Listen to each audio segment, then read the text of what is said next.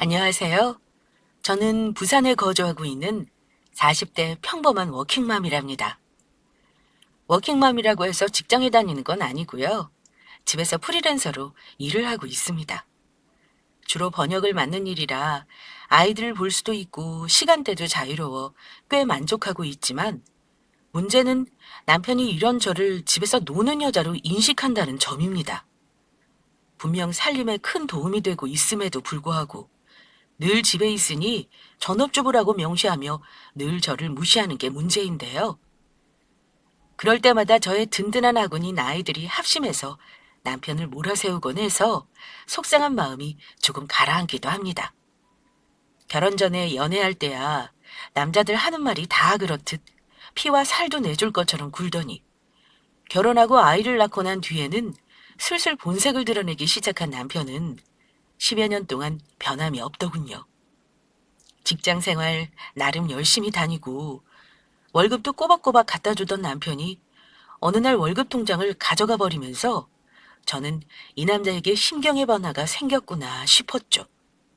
알고 보니 남편은 제게 돈을 맡겨봤자 재산을 불리긴커녕 야금야금 없어지기나 하니까 이제는 자기가 관리하면서 제게 생활비를 주겠다고 하는 겁니다. 워낙 팔랑귀에다가 주위 얘기로 마음이 쉽게 바뀌는 남편인지라 저도 어느 정도 예상한 일이긴 했습니다. 하지만 못 믿어온 남편, 뭘 믿고 월급을 전부 맡기겠어요? 대신에 저는 서로의 통장을 한 달에 한 번씩 서로 확인하여 지출 내역에 대해서 따져보자고 했습니다. 남편도 자기를 못 믿냐며 성질을 내더니 결국 수락했고요. 그렇게 1년이 흘렀습니다. 그동안 통장 내역 때문에 엄청나게 다퉜습니다. 내역서의 가장 큰 부분을 차지하는 유흥비 때문이었습니다. 남편은 사회생활하면서 술값 좀 쓸 수 있지 않냐며 오히려 큰 소리를 쳤는데요. 그냥 술만 마셔서 하룻밤에 100만 원 가까이 되는 돈을 쓸 수 없다는 건 저도 잘 알고 있는지라 더 추궁할 수밖에 없었습니다. 기나긴 추궁 끝에 남편은 결국 룸사롱 같은 곳에서 여자를 불러놓고 술을 마신 사실을 털어놨는데요. 아이 둘의 아빠이기도 하면서 어떻게 저럴 수 있는지 배신감에 며칠 동안 그와 말도 섞지 않았던 것을 기억합니다. 결국 남편이 무릎을 꿇고 싹싹 빌어서 용서해줬습니다. 결혼 전에 남편이 불순한 일을 저지르면 앞뒤 돌아보지 않고 이혼하겠다고 생각했던 저였지만 막상 이런 일이 벌어지고 나니 쉽지가 않더라고요. 제겐 자상한 남편이 아니었지만 아이들은 많이 사랑하는 아빠이기도 해서 이런 아이들에게서 아빠를 뺏을 수는 없겠더라고요. 당연히 이혼은 혼자만의 생각으로 넘어갔고 당분간은 남편도 참 성실했습니다. 이제 제대로 정신을 차리는구나 싶었지만 속은 아직도 시끄러울 때였어요. 저희 시댁은 살고 있는 집과 가까이 있어 자주 방문을 해야 했었는데요. 그날도 주말이라 아이들 데리고 시댁을 갔을 때였습니다. 저희 애들은 시댁을 가는 걸 꺼려해서 매번 좋은 말로 달래서 데려가곤 했어요. 아버님이 돌아가시고 난 뒤 어머님이 너무나 히스테릭한 성격으로 변하셔서 저만 보면 못 잡아먹어 안달이셨거든요. 그걸 아이들도 잘 알고 있었던 거죠. 그래도 할머니한테 뭐라 대들 수 없으니까 애들도 다녀오고 나면 침울한 저를 보며 한껏 더 애교를 부렸고 저도 그런 애들 보는 게 안쓰러웠어요. 그날도 그런 날이었습니다. 나름대로 어머님 좋아하시는 음식을 해서 싸들고 갔는데 음식을 보자마자 뭐라 불평불만을 늘어놓으시더라고요. 내가 언제 이런 풀밖에 없는 음식 좋아한다 그랬냐? 이거 밀푀유 나베라는 거예요. 고기도 들어있고 야채도 많아서 어머님 건강에 좋을 거예요. 너 지금 내가 뚱뚱하다고 놀리는 거냐? 아니요, 그런 게 아니고요, 어머님. 건강하게 사시길 바래서 가져온 건데. 내가 남편 죽고 나니 며느리한테 이런 취급이나 받고, 아유, 서러워. 진짜 그런 거 아니에요, 어머님. 당신은 엄마 좋아하는 소갈비찜이나 해올 것이지. 괜한 음식을 해와서 속 시끄럽게 만들어? 엄마가 아침부터 장 봐서 만든 건데 너무해. 뭐가 너무해? 하여간 자식 교육을 어떻게 시켰는지 전부 다 제 편으로 만들고. 에이, 됐다. 난 밥 굶으련다. 너희끼리 먹든가. 에이, 엄마, 그러지 말고 같이 먹자. 당신 뭐해? 엄마한테 빨리 사과 안 하고. 엄마가 왜 사과해야 해? 할머니가 사과해야지. 너까지 계속 이럴래? 할머니 지금 화나셨잖아. 죄송해요, 어머님. 다음부터 어머님 좋아하시는 걸로 준비할게요. 오늘만 그냥 드셔주세요. 결국 제가 굽히고 들어갈 수밖에 없었습니다. 그래야 분란이 안 일어나니까요. 다른 사람은 몰라도 아이들이 있는 앞에서 다투고 싶진 않았거든요. 어머님의 꾸중을 애들 앞에서 계속 듣고 있는 것도 괴로웠고, 거기에 애들이 몰아 반박할수록 어머님 화만 돋구니까요. 그때 저는 그렇게 겁쟁이였습니다. 모든 다툼이 싫어서 혼자서 감내하고 계속 참아내는 것밖에 할 수 있는 게 없었죠. 내가 이번만 참는다. 다음부터 쓸데없는 짓 하지 말고 원래 해오던 음식이나 해오면 될 것이지 무슨 건강 생각한답시고 순 풀떼기만. 누가 봐도 나 연 먹으라는 거지 이게. 네, 알겠습니다.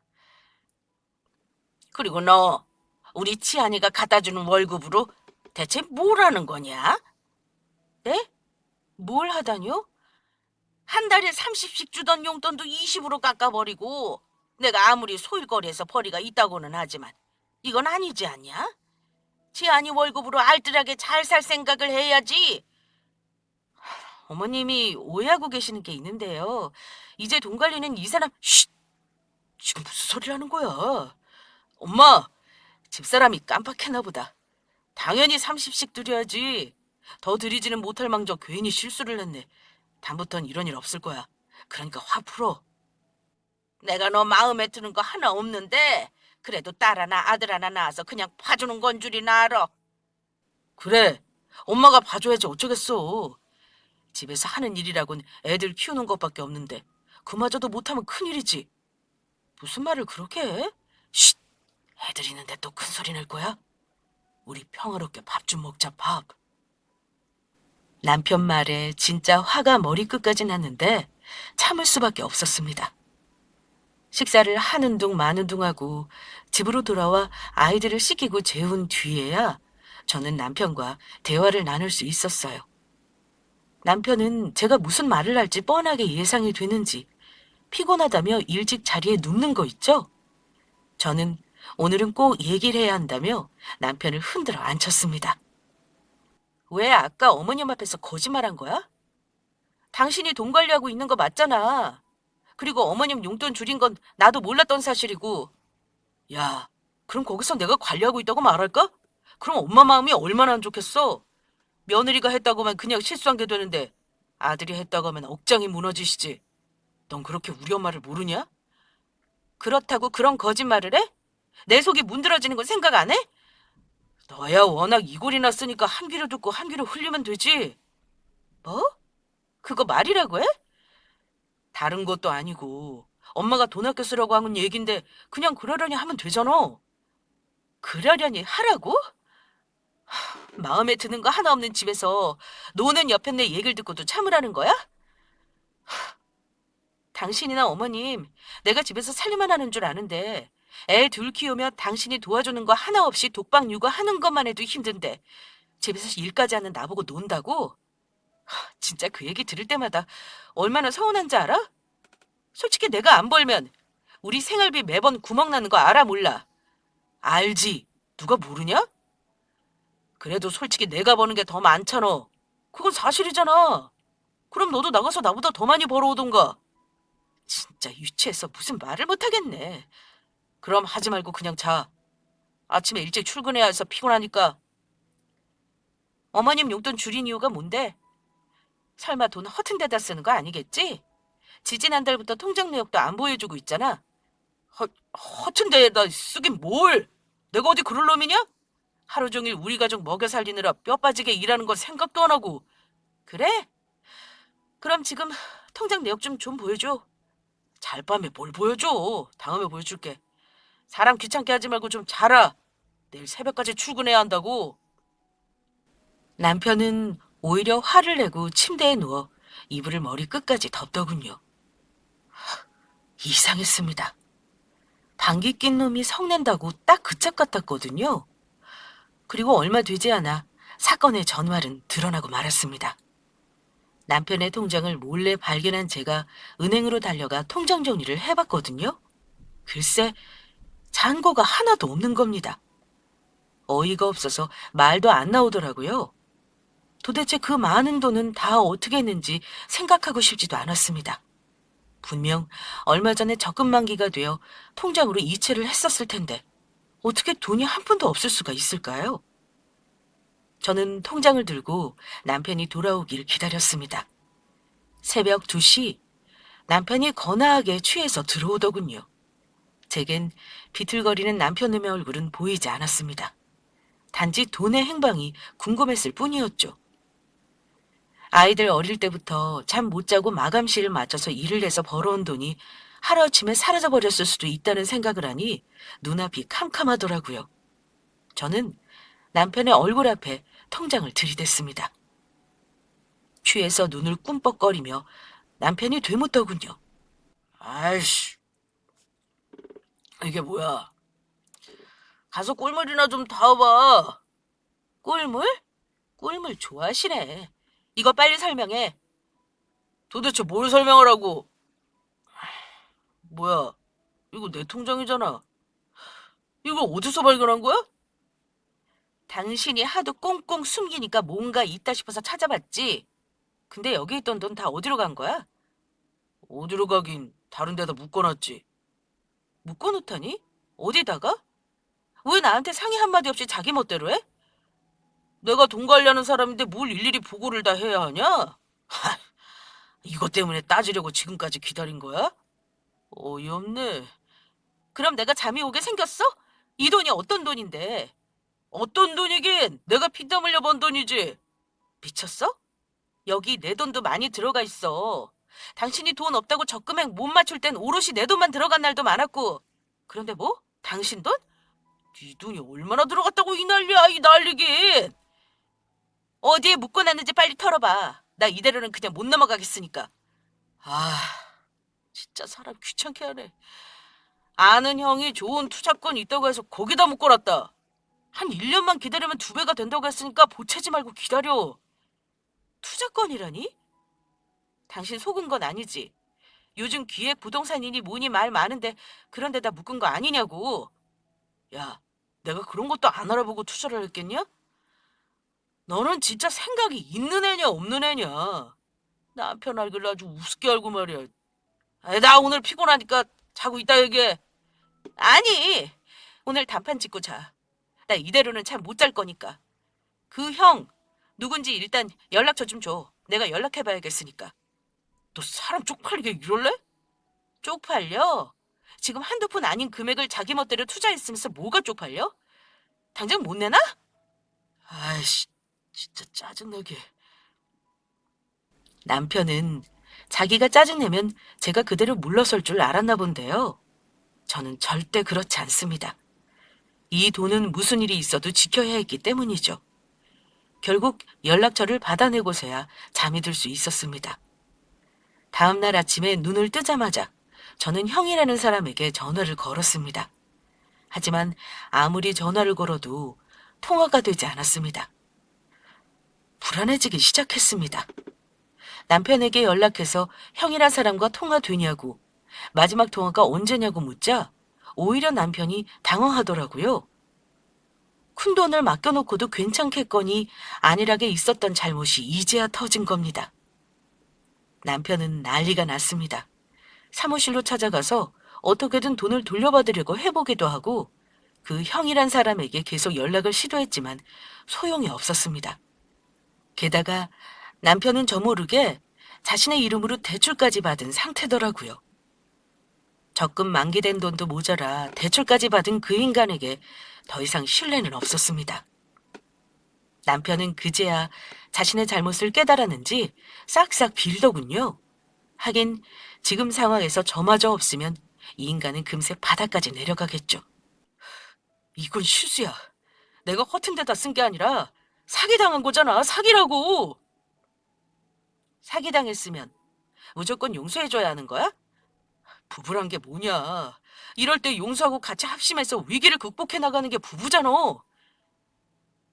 당신이 그동안 나한테 한 짓이 있는데 내가 용서를 해줘야 해? 내가 왜? 내가 앞으론 죽은 듯이 살게. 그럼 되잖아. 어? 어떻게든 이 사기범도 잡아서 족치고 잃은 돈도 받아내면 되잖아. 그게 말처럼 쉬울 것 같아?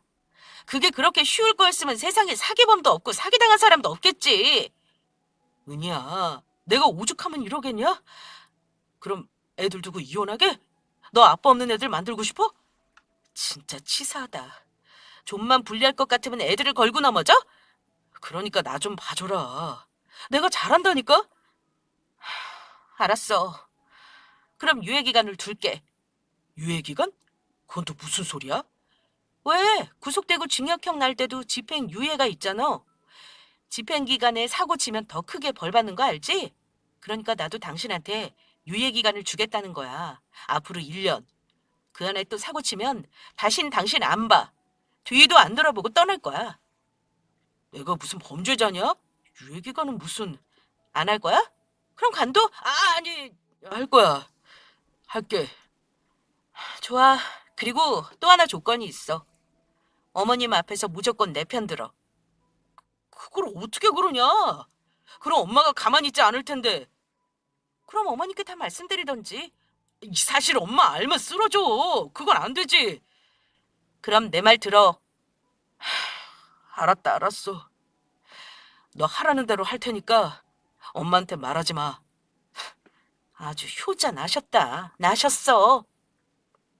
물론 이것이 적절한 해법이라곤 생각하지 않았습니다.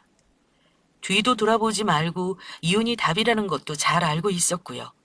하지만 남편의 말대로 아이들의 아빠를 잃게 하는 것이 쉽지는 않았습니다. 제 혼자만의 선택이라면 그러려니 하겠지만 아이들의 생각이 어떤진 저도 모르는 일이니까요. 그렇게 시간이 흘렀습니다. 남편은 자기 잘못도 있고 어머님이랑 만나면 분란이 일 것 같은지 아예 시댁을 가잔 소리도 안 하더군요.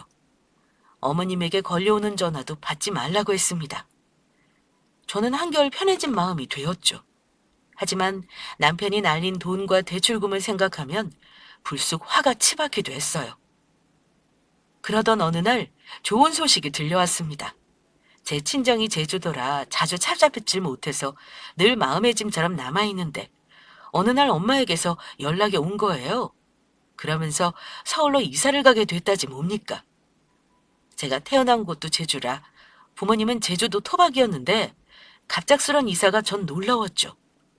그러자 엄마가 그러더라고요.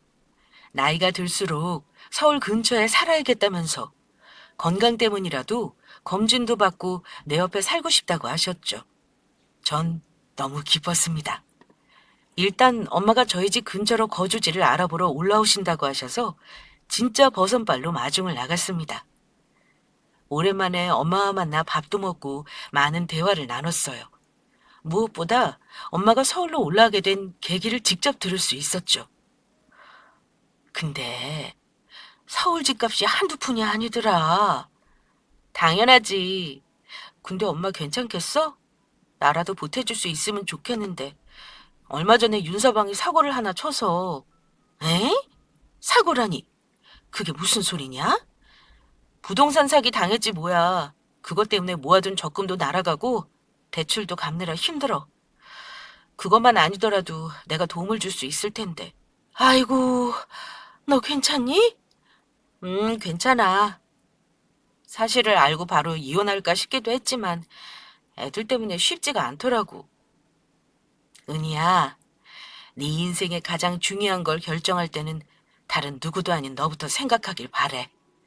그게 맞는 거고, 물론 아이들 중요하지. 하지만 네가 행복하지 않는다면 결혼관계를 계속 유지하는 게 아이들에게도 독이 될 수 있을 거란 생각이야. 게다가 윤서방이 버려놓은 일을 네가 같이 책임지고 갚아나간다는 것도 엄마는 많이 속상하다. 듣고 보니 엄마 말이 맞는 것 같아. 나도 사실 이혼에 대한 마음은 확고한데 괜히 다른 핑계를 대고 싶었나 봐. 애들하고 얘기를 해봐야겠어. 아이들이 마냥 어린 것 같아도 사실 엄마의 얘기를 이해할 나이는 됐어. 그나저나 우리 손주들 보고 싶어 죽겠네. 나 온다고 얘기했니? 당연하지. 안 그래도 엄마 온다고 오늘 학교랑 유치원 안 간다고 해서 난리도 아니었지 뭐야. 그러니까 엄마 오늘 애들하고 꼭 놀아줘야 해. 걱정 마라. 아직 엄마 체력 쌩쌩하다? 농사 짓는 힘을 얕보면 안 되지. 아직도 네 아빠랑 엄마가 한 해 짓는 농작 물량이 어마어마해. 알지, 우리 엄마 아빠 쌩쌩하신 거. 근데 엄마, 진짜 어떻게 서울에 집을 살 생각을 한 거야? 내가 말했잖니. 나이 들수록 네 아빠도 그렇고 건강에 대해서 더 생각하지 않을 수가 없겠더라고. 물론 제주에도 좋은 병원은 많지. 그래도 사람들이 서울로 올라가는 이유가 있지 않나 싶기도 하고, 그리고 더 나이 먹기 전에 너랑 가까이 살고 싶기도 해서 제주에 있는 집을 팔기로 했지. 아빠가 지은 집 말이지? 그래. 너도 알다시피 요 근래 제주의 집값이 엄청 올랐단다. 우리 사는 것도 몇 번이나 업자들이 와서 웃돈을 얹어줄 테니 팔라고 야단도 아니었어. 근데 엄마가 그동안 고수했거든. 네 아빠는 팔고 싶은 마음이 좀 있었을지 몰라도 엄마는 시기상조라고 생각했어. 근데 얼마 전에 우리 집 터에다 펜션을 짓고 싶다는 한 사람이 나타났지 뭐냐? 일전에 웃돈보다 3배나 높게 부르는 거야. 처음에는 사기인가 싶었는데 자세히 알아보니 아니더라고. 그저 서울에 큰 사업체를 갖고 있는 돈 많은 사람이더라고. 그래서 기회가 왔다. 옳다구나 싶어서 계약하기로 마음 먹었지. 세상에. 너무 잘됐다, 엄마. 그렇지? 그러니까 너는 더더욱 걱정 마. 여차하면 엄마랑 아빠랑 애들이랑 같이 사는 것도 괜찮으니까. 알았어, 엄마. 엄마 덕분에 용기가 생겼어. 그날 엄마와 많은 대화를 나누고 집으로 돌아가 애들과 함께 좋은 시간을 보냈습니다. 엄마는 조만간 또 올라오겠다고 하시며 내려가셨고요. 남편은 엄마가 갑자기 올라오신 게 무엇 때문인지 궁금해 하더군요. 전 사실대로 말했습니다. 엄마가 서울로 이사를 오실 것 같다고 말이죠. 남편은 무슨 돈이 있으셔서 서울에 집을 사시겠다는 거냐며 제게 꼬치꼬치 캐물었지만 저는 대답을 회피했습니다. 엄마와 대화를 한 이후 남편의 얼굴을 보기가 불편해졌거든요. 어째서 하는 행동마다 꼴불견인지. 그러다 주말을 앞둔 어느 날이었습니다. 한 달이 넘게 시댁에 찾아가지 않아서 그런지 어머님이 화가 난 말투로 남편에게 전화를 건 것 같더라고요. 당장 이번 주말에 애들 데리고 집에 오라며 노발대발 난리도 아니셨어요. 저는 때가 왔구나 싶었고 남편은 어쩔 수 없이 가야 하지 않겠냐며 제 눈치를 살폈습니다. 저는 찾아뵙는 게 어려운 일은 아니니 그렇게 하자고 했어요. 그리고 주말이 왔습니다. 저는 전날 아는 언니에게 아이들을 하루만 돌봐달라고 부탁했고 시댁을 가기 전에 아이들을 맡겼습니다. 괜한 다툼에 아이들을 끼고 싶진 않았거든요. 그럼 하고 싶은 말을 다 하지 못할 수도 있고 말이죠. 남편은 굳이 애들은 왜 안 데려가냐고 엄마가 많이 보고 싶어 할 텐데 하면서 궁시렁거렸지만 저는 대답하지 않았습니다. 시댁에 도착하자 어머님은 화부터 내시더라고요. 넌 어떻게 된 애가 내 전화는 싹 무시하고 한 달이 넘게 소식이 없어? 엄마, 일단 진정하고 말해. 요즘에 우리 너무 바빴어. 정신이 하나도 없었다니까.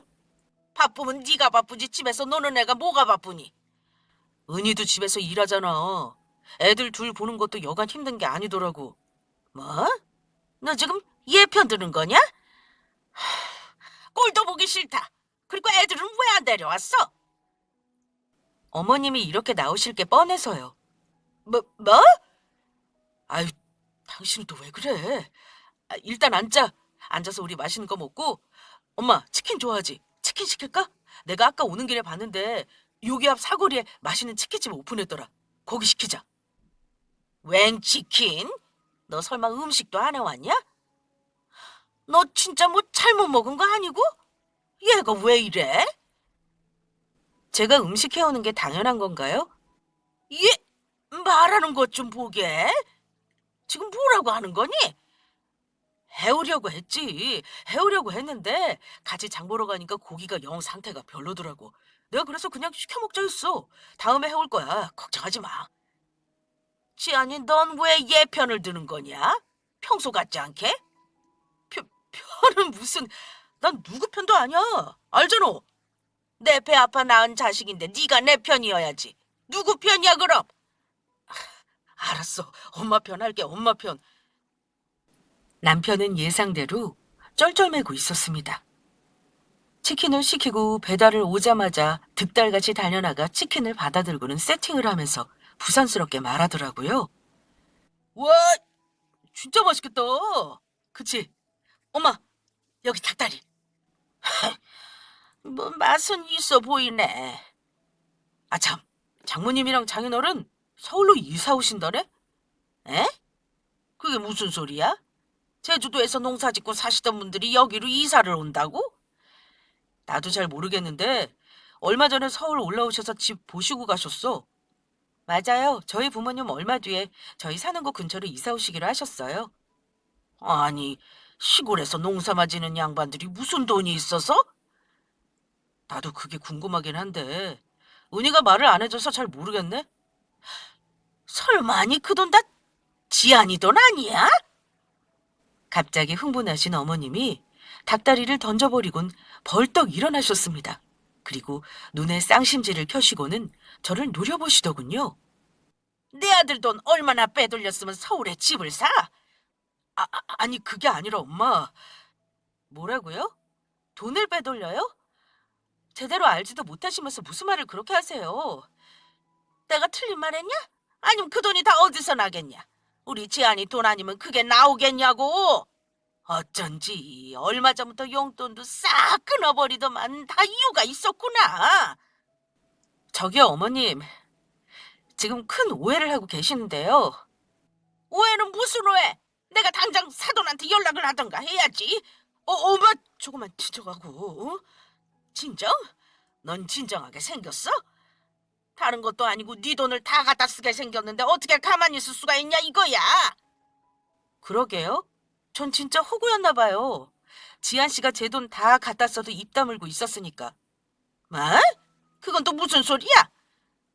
당신 무슨 말을 하려고 하는 거야? 조용히 안 해? 말 그대로예요. 지한 씨 얼마 전에 부동산 사기에 걸려들어서 저희 모음 적금 다 날리고 지금은 대출금 갚아나가고 있어요. 그래서 어머님 용돈도 보내드리지 못한 거고요. 근데 뭐라고요? 남편 돈을 갖다 썼다고요? 진짜 어이가 없어서. 진짜 조금이라도 보태줬으면 말도 꺼내지 않았을 텐데요. 도대체 이게 무슨 소리냐? 대출? 부동산 사기라니? 그게 정말이야? 아니야, 엄마. 얘가 잘못한 거지. 내가 무슨 사기를 당해. 못 믿으시겠어요? 당연하죠. 아들을 그렇게나 믿으시니 뭘 믿으시겠어요?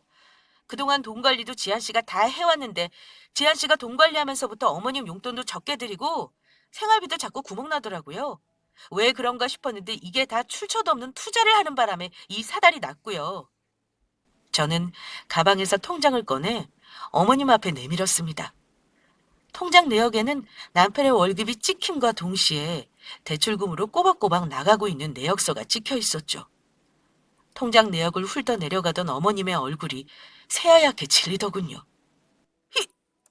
이게 사실이야? 엄마, 그러니까 내가 다 설명할게. 당신은 이걸 갖고 오면 어떡해? 엄마 뒷목 잡고 쓰러지게 만들 일 있어? 그럼 가만히 있는 우리 부모님 욕되게 하시는 거 괜찮아? 나도 더 이상 참을 수 없어. 진짜 이렇게 많은 돈을 대출받은 거야? 그래? 미안해, 엄마. 나도 잘 살아보려고 했던 거야. 진짜 일하려던 건 아니었어. 사기라고는 생각지도 못했다고. 아이고, 내 못 살아. 엄마! 이제 현실을 좀 아시겠어요? 그러니까 정신 똑바로 차려요. 어머님이 끔찍해 하시는 아들이 어떤 사고를 어떻게 쳤는지, 그리고 그것 때문에 지금 제가 얼마나 힘든 상황인지 말이죠. 말도 안 돼. 우리 지안이가 이럴 리가 없어. 너 진짜 정신 똑바로 못 차릴래? 어쩌자고 이런 일을 저지르긴 해. 나라고 일부러 그랬겠어. 나도 잘 살아보자고 한 짓이야. 나도 이러고 싶진 않았다고. 뭘 잘했다고 대들기를. 그리고 너도 그렇다. 남편이 이런 짓을 저지르는 동안 왜 아무것도 모르고 있었냐? 말렸어야지. 기가 막히네. 말리긴 뭘 말려요. 자기 앞길 제 스스로 망치고 있는데, 그리고 통장이며 카드며 다 가져가서 저 모르게 일 저지른 걸 제가 무슨 수로 말립니까? 어머님은 그저 제 탓만 하고 싶은 모양인데 이미 틀렸어요. 저 이렇게 사고친 인간 평생 뒷수습이나 하고 살 순 없어요. 이혼할게요. 뭐? 이혼? 아니, 무슨 소리야? 나한테 유예기간 준다며. 내가 잘한다고 했잖아. 그래, 그러려고 했지. 근데 유예기간 동안 당신이 한 일이 뭐가 있는데? 여전히 설거지 한 번 한 적 없고, 여전히 사람 무시하는 건 똑같았고, 어머님 앞에서 그저 편드는 척했지만 결국 자기 잘난 소리밖에 안 했고. 그런데 내가 무슨 기회를 더 줄까? 난 너 같은 인간이랑 살만 대고 사는 거 끔찍해. 그러니까 우리 이혼해. 은희야, 갑자기 이렇게 나오면 어떡해.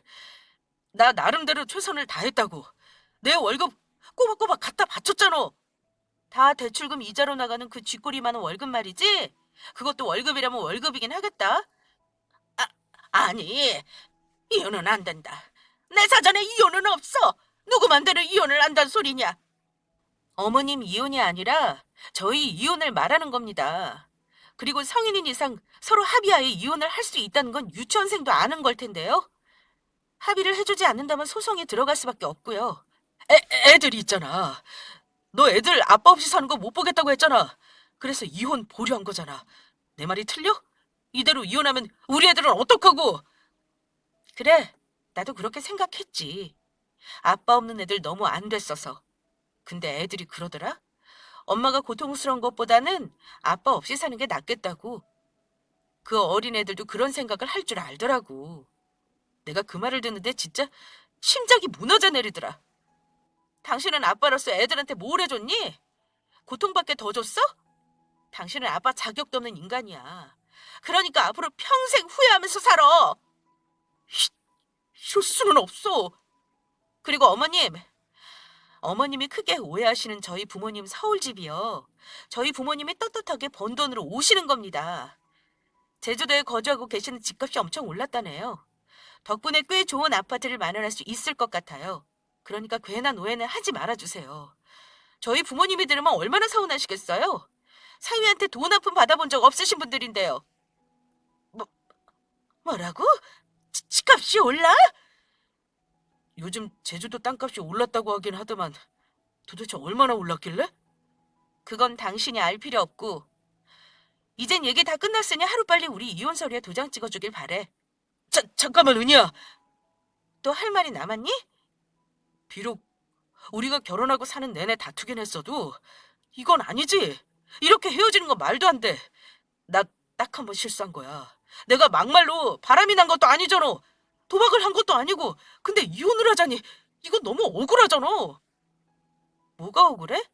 네 멋대로 돈 써서 이 사태를 만들었는데? 억울한 건 오히려 나지. 뼈 빠지게 번 돈 한 푼도 못 돌려받게 생겼으니까. 아이고, 이대로는 안 된다. 이대로 이혼하면 우리 지안이는 어떻게 살라고? 어머님은 끝까지 아들 편이시네요. 뭐 사고친 아들도 아들이니까 그렇게 평생 품고 사세요. 그리고 앞으로의 사고도 어머님이 다 책임져 주시고요. 그럼 전 할 말 끝났으니 이만 가볼게요. 안 돼. 가긴 어딜 가. 이렇게는 못 가. 구질구질하게 이게 무슨 짓이야? 나 당신이랑 이혼 못해. 아니, 안 해. 그러니까 가려거든. 이혼 안 한다고 얘기하고 가. 진짜 어이가 없네. 지금 나랑 장난해? 네가 한 짓을 모르냐고. 알지, 알아. 그래서 더 안 돼. 너 이대로 나랑 이혼하면 너는 잘 살 수 있을 것 같아? 나 혀 콱 깨물고 죽어서 평생 네 뒤만 졸졸 쫓아다닐 거야. 구천 떠도는 귀신 되어서라도 너 괴롭힐 거라고. 그렇게 저주하면 마음이 편해?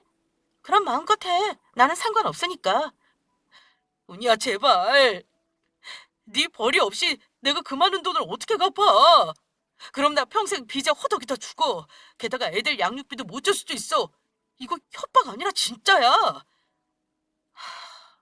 진짜 별로다 너.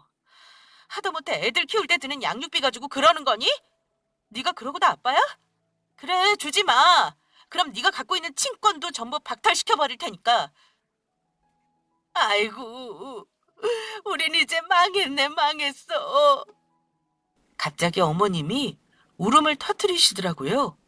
진짜 총체적 난국이 따로 없었습니다. 적당히 선을 모르는 모자라고 해야 할까요? 결혼하면서 대충은 눈치챘어야 했는데 결혼하기 전까지는 세상 착한 천사 코스프레를 하고 계셔서 전혀 몰랐지 뭡니까? 지금 생각해보면 조금만 더 신중하게 봤다면 이 모자의 흉악함을 진작에 알아차릴 수 있었을 것 같기도 하네요. 망한 건 그쪽 사정이고요. 당신이나 어머님이나 제가 버는 돈 푼돈이라고 취급도 안 하시더니 이제 와서 아쉬우세요? 이걸 어쩌나? 저 이제 친정 부모님이랑 같이 살게 되면 아이들 맡기고 제대로 직장 다닐 수 있을 것 같은데 그럼 더 아쉬워서 어쩌려나요? 그동안은 어머님의 애들 안 봐주시겠다고 난리를 치셔서 제가 말도 못 꺼냈잖아요. 근데 저희 엄마는 먼저 봐주시겠다고 하시더라고요. 이거 참 비교가 되네요. 그쵸? 이놈아, 은희 당장 잡어. 뭐하고 있어? 은희야, 제발. 은희야, 나 한 번만 용서해줘. 유예기간 다시 주면 안 될까? 내가 이번에 꼭 지킬게. 넌 유예기간이 필요 없는 놈이야. 오늘부로 내 마음속에서 무기징역형을 때렸거든. 저는 저를 붙잡는 남편의 손을 매섭게 뿌리치고 시댁을 나왔습니다. 공기가 꽤나 상쾌하더군요. 이렇게 쉽게 벗어날 수 있을 줄 알았다면 진작에 이렇게 했을 건데요. 후련한 마음으로 아는 언니 집으로 온 저는 그날 서류를 작성해 남편에게 보내고 그날부터 집에 들어가지 않았습니다.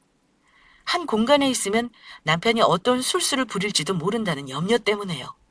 그리고 이 사실을 알게 된 친정 부모님이 좀 더 일찍 제주도 집을 정리하고 서울로 오셔서 집을 매매하고 이사를 완료하셨어요. 엄마는 제게 고생 많았다며 저를 꼭 안아주셨죠. 전 그제야 눈물을 펑펑 흘렸답니다. 그동안 마음고생이 많았는데 전부 다 인내하고 참아왔던 게 한꺼번에 터진 기분이었어요. 펑펑 울고 나니까 마음이 좀 진정되더라고요. 그리고 남편과는 이혼을 완료했습니다. 친권이며 양육권 다툼이 있긴 했지만 모든 싸움은 제가 유리했습니다. 그동안 남편이 한 짓이 있으니까 당연한 결과겠죠. 남편은 마지막까지 저를 붙들었어요. 눈물까지 질질 흘리면서 매달리는 꼴이 아주 우스웠습니다. 이렇게 참회를 할 거면 진작에 제대로 살지 싶었기도 했어요. 그리고 정말 다행스럽게도 사기 부동산 일당을 잡아 원금의 절반은 회수를 할 수 있게 되었습니다. 물론 그 회수금은 대부분 제가 위자료로 받게 됐고요. 남편은 그야말로 쪽박을 차게 된 거죠. 아이들은 한동안 좀 힘들어했습니다. 어쩌면 당연한 일이기도 했어요. 갑자기 환경이 바뀌니 좀 힘들어했지만 저희 부모님과 제가 애틋하게 보살핀 결과 지금은 아주 안정을 되찾았습니다. 무엇보다 친할머니를 더 이상 보지 않아도 된다는 생각을 하니 너무 좋다고도 했습니다. 이혼을 하면서 아이들을 위해서 면접 교섭일도 어머님을 만나지 말아달라고 했거든요. 그동안 애들이 이렇게 고통스러워했는데 아이들 좋자고 참아왔다니 바보 같았다는 생각도 함께 했어요. 서울로 올라온 저희 아빠는 집에서 가만히 있기 좀이 쑤시다고 아파트 경비원으로 바로 취직을 하셨어요. 저희 엄마는 애들을 봐주시고 계시고요. 저는 그동안 프리랜서로 일을 하고 있던 직장에 정식으로 출근을 하게 되었습니다. 직장이 조금 멀어 새벽 공기 맡으며 일찍 출근을 하는데 그마저도 너무 즐겁더라고요. 그런데 얼마 전에 어떻게 아셨는지 놀이터에서 노는 아이들을 어머님이 찾아오셨더라고요. 대뜸 애들을 데려가려고 하는 걸 다행히 그 자리에 엄마가 있어서 무슨 짓이냐며 방어를 하셨다는데요. 어머님이 애들이 보고 싶다고 눈물을 흘리셨다고 해서 엄마도 마음이 좀 약해지려고 하던 찰나 금세 속셈을 드러냈다고 합니다. 글쎄 어머님이 내 엄마가 아빠 보고 싶다 하지 않았냐며 너희 엄마 혹시 다른 남자 생긴 거 아니냐는 막말을 했다고 하는 거 있죠? 엄마가 그 얘기를 듣고 노발대발하며 내쫓자 어쩔 수 없이 돌아갔다고 하는데 그 만남 때문에 한동안 놀이터도 가지 못했습니다. 다행히 애들은 좀 컸다고 더 겁먹지 않고 의연하게 대처하긴 했는데요. 한 번만 더 나타나면 스토커로 신고할 수 있다고 하니 한동안 주의를 하려고요. 이렇게 한 차례 폭풍이 휩쓸고 지나간 저희 인생 얘기를 쭉 늘어나 보았습니다. 인생이란 게 쉽지가 않더라고요. 잘 살아보겠다고 시작한 결혼도 이렇게 되어버리는 경우가 있으니까요. 하지만 다들 고쳐나가고 이겨낼 수 있으니까 또 살만한 인생이란 것도 같고요. 결국 지금은 행복하게 잘 살고 있으니 다행이란 생각도 듭니다. 아마 한동안은 실감이 나지 않아 조금 힘들 수는 있겠지만 결국 그 끝엔 행복만이 자리할 것을 전 믿어 의심치 않습니다. 왜냐하면 누구보다 사랑하는 저의 아이들과 그리고 부모님이 계시니까요. 드디어 지옥 같은 시댁에서 탈출한 저희 사연 잘 들으셨나요? 저도 이 사연을 쓰면서 울다 웃다 많이 했는데요. 그래도 마무리가 되는 지금에야 머릿속의 일들이 정리가 되면서 속이 후련하네요. 여러분들도 당장에 힘든 일이 있다면 무조건 이 일을 제기하세요. 참고 인내하는 것만이 정답이 아니더라고요. 우습게도 이제서야 알게 됐지만요. 그럼 긴 사연 들어주셔서 너무 감사합니다.